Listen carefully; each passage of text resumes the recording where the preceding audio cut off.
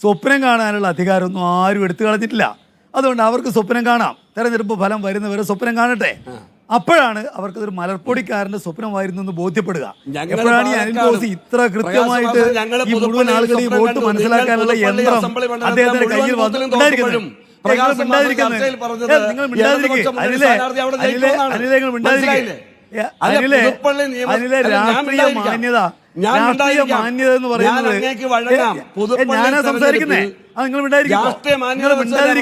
നിങ്ങൾ വഴങ്ങുന്നല്ല. ഞാനാ സംസാരിക്കുന്നേ. ഇപ്പോഴല്ല പറയേണ്ടത്. അനിലെ അനിലെ അനിലെ അനിലെ അനിലെ അനിലെ അനിലെ അനിലെ അനിലെ നിങ്ങളല്ല ഇപ്പൊ സംസാരിക്കുന്നേ. അനിലെ നിങ്ങളല്ല ഇപ്പൊ സംസാരിക്കുന്നേ. ഒരു മര്യാദ വേണ്ടിയിരുന്നു. എന്നെ സംസാരിക്കാൻ ക്ഷണിച്ചാൽ നിങ്ങൾ പറയുന്നത് ഇന്ത്യൻ നാഷണൽ കോൺഗ്രസ് ആകെ വീടുകളിലോ കിടക്കുന്നു. ധരണിയിൽ ശോണിതവും എല്ലാ നിങ്ങളല്ലേ അനിലെ ഞാൻ പറഞ്ഞു നിങ്ങൾ മിണ്ടാതിരിക്കാനല്ല. നിങ്ങൾ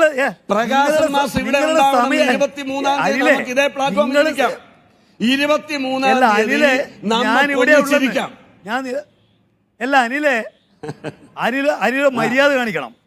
ഞാൻ നിങ്ങളോട് പറഞ്ഞു നിങ്ങളല്ല ഇപ്പൊ സംസാരിക്കുന്നേ. ക്ഷണിച്ചിരിക്കുന്ന എന്നെയാ. പിന്നെ നിങ്ങൾ വെറുതെ വർത്തമാനം പറഞ്ഞു കൊടുക്കുക.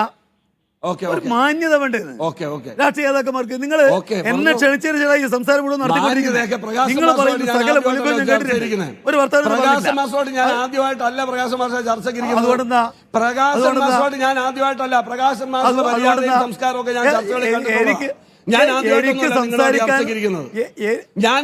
സംസാരിക്കാൻ സമയം തന്നാൽ എനിക്ക് സംസാരിക്കാൻ സമയം തന്നാൽ അനിലെ അനിലെ അനിലെ ഞാനാവുന്നല്ല പറയുന്നേ.